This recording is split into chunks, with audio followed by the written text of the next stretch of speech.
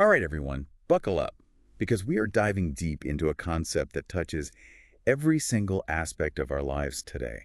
Yeah, rights. We're going deep into Chapter 5 of 5rights.pdf to really unpack what they are, why they matter so much, and how they play out in a world that, let's face it, isn't always fair.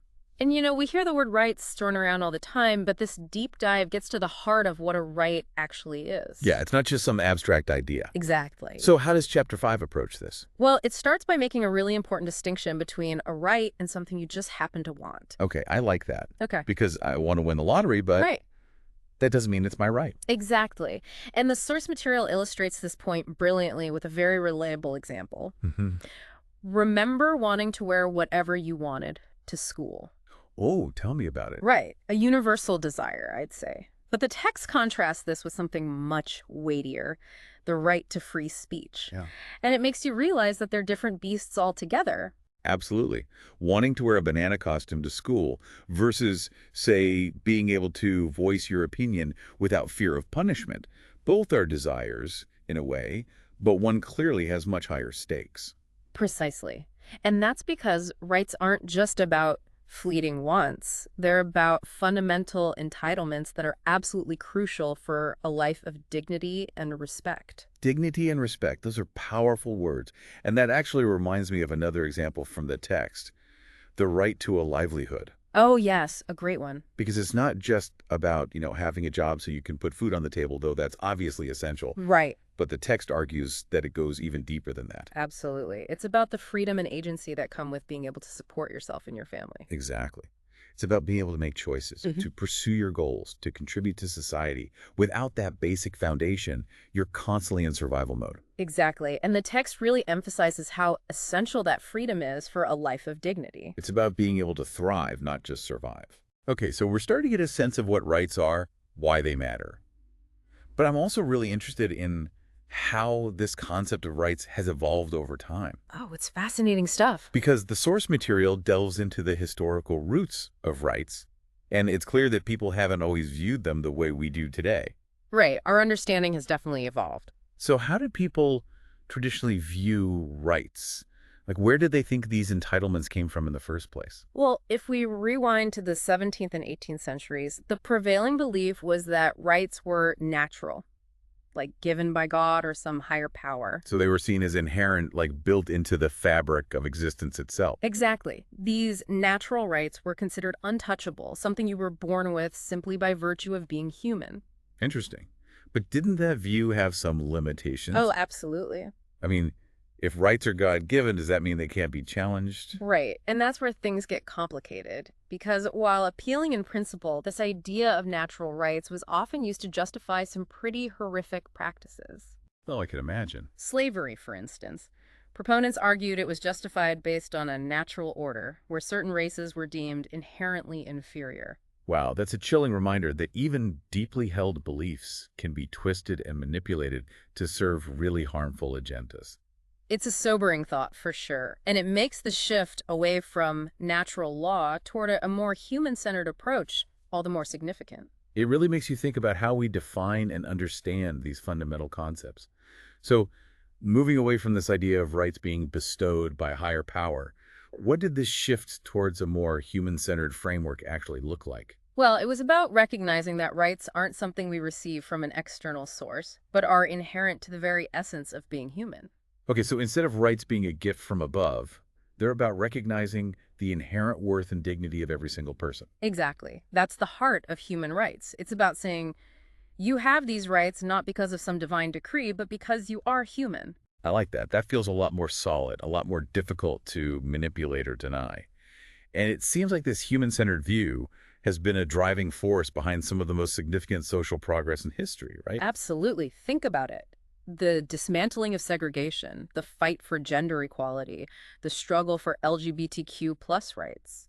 All of these movements are rooted in the fundamental understanding that every human being, regardless of their background, their beliefs, their identity, possesses an inherent dignity that demands respect. And the text specifically points to the UN Universal Declaration of Human Rights as a landmark achievement in this evolution of how we think about rights. It's a pivotal document, no doubt. And you can actually find the full text of the Declaration in the source material, which I highly recommend checking out. So what makes the Declaration so important in this context? Well, drafted in the aftermath of World War II, it was a direct response to the horrors inflicted in the name of discrimination and hate. The world had witnessed firsthand the devastating consequences of denying basic human dignity. So it was like a collective never again moment. Exactly. The Declaration was a powerful statement, a line in the sand, saying that all human beings are born free and equal in dignity and rights. And it outlines a whole set of specific rights and freedoms considered essential for a life of dignity and respect. Exactly. It's not just a vague statement of principles, it gets into the nitty-gritty of what it means to live in a world where human rights are truly upheld. Okay, so we're recognizing these rights on paper, but how do we actually make sure they're upheld in the real world? Because a right without any teeth, without any way to enforce it, well, it's not really worth much. You're hitting on a crucial point. While our shared sense of morality underpins these concepts of rights, the actual enforcement, turning those ideals into concrete protections, often falls to governments and legal systems. So it's about bridging that gap between ideals and reality. How do societies actually do that? Well, one powerful mechanism is enshrining those rights into law. Think about bills of rights, often incorporated directly into a country's constitution. This elevates these rights to the highest legal standing, making them a fundamental part of the legal framework. Like in the United States, with the Bill of Rights, the first 10 amendments to the Constitution, freedom of speech, freedom of religion, the right to bear arms, those sorts of things. Exactly. These rights are considered foundational, protected at the highest level. So they can't just be easily overturned or ignored. They carry real weight. Right. And the beauty of this legal framework is that it doesn't just acknowledge these rights, it places obligations on the state to actively protect and provide for them. Obligations. So it's not just a matter of don't infringe on these rights. It's you need to actively ensure these rights are being met. You got it. The text uses a really great example to illustrate this, the right to education. Oh, yeah, I remember that. So, by enshrining this right, the state takes on the responsibility to ensure access to education for all its citizens. This could involve building schools, training and supporting teachers, making sure resources are available, concrete actions to make that right a reality. So it's not just about kids having this theoretical right to education written down somewhere. It's about the government actively creating a system where they can actually get that education. Exactly.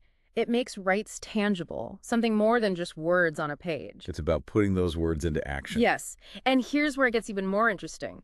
So it's like this agreement, a social contract between the people and the government. The government's obligated to uphold these rights, but it's also limited by them. That's kind of a mind-blowing concept when you really think about it. It's a powerful framework, no doubt. And within that framework, it's important to remember that we're dealing with a whole range of rights, each serving a specific purpose, addressing different facets of human life and experience. Right, because it's not just one size fits all. The text does a great job, I think, of breaking down these different types of rights. Can you walk us through some of those categories? Absolutely. So we can start with political rights, which are really the bedrock of any functioning democracy. Okay, so those would be things like the right to vote, freedom of speech, freedom of assembly, that sort of thing. Exactly. These rights ensure that citizens have a voice in their own governance. They can hold their leaders accountable, advocate for change, really participate in shaping their society. It's about having a say in how you're governed, not just being subject to someone else's rules.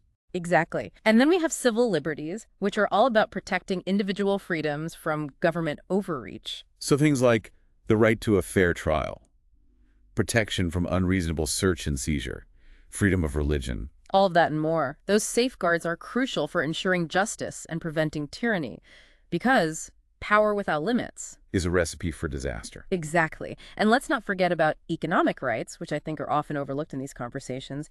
These rights address our basic material needs. So we're talking about things like access to food, shelter, healthcare, the essentials. Yes. And remember our discussion about a livelihood. That factors in here as well, because you can't truly be free if you're constantly struggling to survive. Right. It's about recognizing that everyone deserves a basic standard of living, a safety net that allows them to live with dignity and have the opportunity to reach their full potential. Absolutely. It's about creating a more just and equitable society where everyone has a chance to thrive.